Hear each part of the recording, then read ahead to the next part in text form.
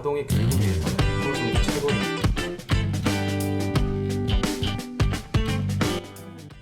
먼저 음주 단속을 하는 경우에는 음주 감지기라는 것이 있어요. 음주 감지기를 통해서 음주가 감지가 된다. 그러면 그 사람에게 음주 측정기를 다시 불게 하는 것입니다. 음주 측정기에 불대를 꽂아 넣어서 불대에 날숨을 깊게 뱉도록 합니다. 그래서 단속자의 그 혈중 내에 있는 알코올 정도를 측정하는 것입니다. 경우에 따라서는 혈액 채취를 할 수도 있어요. 아무리 생각해도 음주 측정기에 그 결과가 잘못 나온 것 같다. 난 전혀 취하지 않았다. 피를 뽑아보자, 혈액 채취를 해보자 하면 혈액 채취를 요구할 수도 있어요. 그런데 대부분 경우에는 혈액 채취를 하면 수치가 더 많이 나옵니다. 그 노홍철 씨 같은 경우에도 혈액 채취를 요구했고 수치가 더 많이 나왔어요. 그러니까 가능하면 내가 정말 음주운전을 한 것이 아니다, 내가 정말 술을 먹지 않았다, 이건 정말 다른 이유에서 수치가 나온 것이다 하는 것이 아니면 혈액 채취는 웬만하면 안 하시는 게 좋습니다. 그리고 음주운전 단속을 당하실 때 도망가시면 매우 위험합니다. 도망가시다가 발각이 되시고 아니면 붙잡히고 이러면 매우 인상이 안 좋아지겠죠. 여러분이 판사라고 생각을 해보십시오. 그냥 와서 음주 측정에 순순히 응하고 자신의 잘못을 반성한 사람과 음주 단속하는 것을 보고 도망가고 경찰관이 출동을 해서 어렵게 검거를 하고 찾아내고 여러분이 재판을 하신다면, 판사님이라면 어떻게 보겠어요? 가만두면 안 되잖아요. 어떻게든 엄한 처벌을 하려고 한단 말이에요.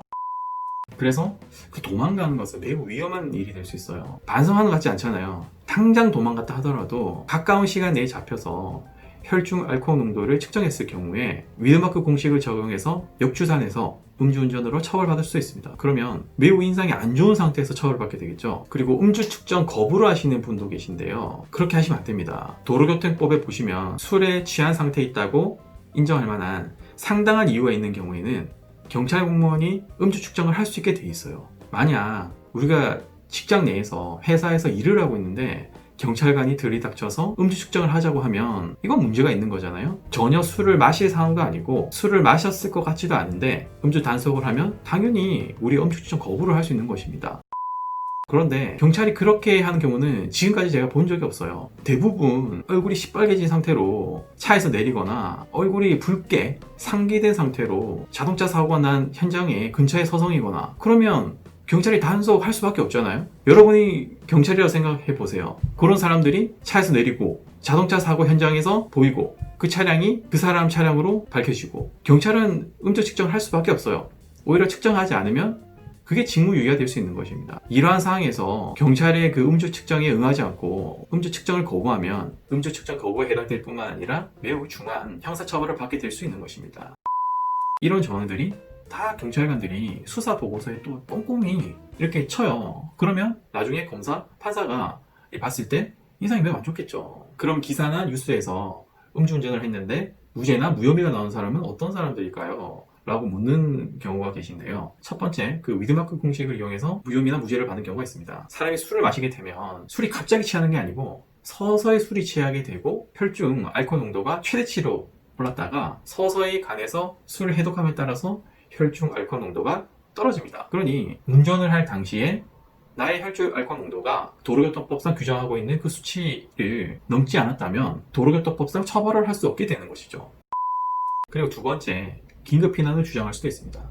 만약에 대리운전 기사가 주차장이 아닌 매우 위험한 곳에 주차를 하고 갔을 경우에 나의 차량이 통행을 방해하는 경우에는 그 통행을 위해서 최소한의 거리를 운전했다면 긴급 피난으로 무죄가 나온 경우가 있습니다. 그리고 세 번째로는 운전을 하지 않았다라고 주장을 해서 무죄가 나온 경우가 있어요. 도로교통법상에 의하면 술에 취한 상태로 운전을 해야 도로교통법을 위반하게 되는 것입니다. 그런데 운행을 하지 않고 차가 단순히 미끄러진 것에 불과하다면 운행을 한 것으로 볼 수 없어서 무죄가 나온 경우가 있습니다. 제가 여러분들에게 말씀드리고 싶은 것은 우선 숙취운전을 조심하셔야 됩니다. 윤창호법 시행 이후에 단속되는 혈중 알코올 농도 기준이 0.05에서 0.03으로 낮아졌어요. 그래서 전날 술을 좀 많이 마신 경우에 잠을 푹 잤다 하더라도 술이 다 깨지 않는 경우가 있어요. 그래서 다음날 오전에 음주 단속에 걸려셔서 0.03을 초과하는 수치가 나오게 되고 형사처벌을 받게 되는 경우가 있는 것입니다. 사실 좀 억울할 수도 있어요. 나는 전날 술을 마셨고 잠을 푹 잤고 난 술에 다 깬 것처럼 느껴진단 말이에요. 그런데 혈중 알코올 농도가 내가 스스로 측정할 수 있는 것도 아니고 혈중 알코올 농도 측정기를 가지고 다니는 것도 아니고 오전에 단속됐다고 하니 억울하실 수도 있는 거잖아요.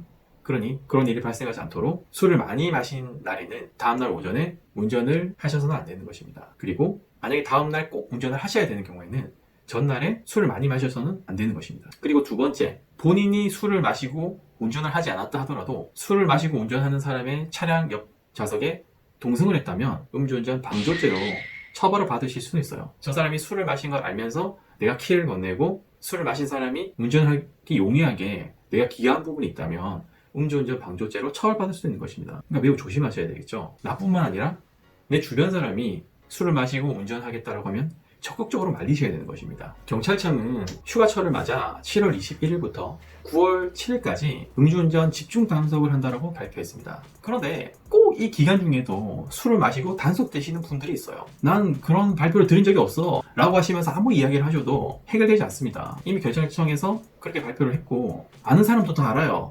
그리고 음주운전 자체를 하면 안 되는 것입니다. 그러니 술을 마시면 절대 운전대를 잡아서는 안 됩니다. 아시겠죠?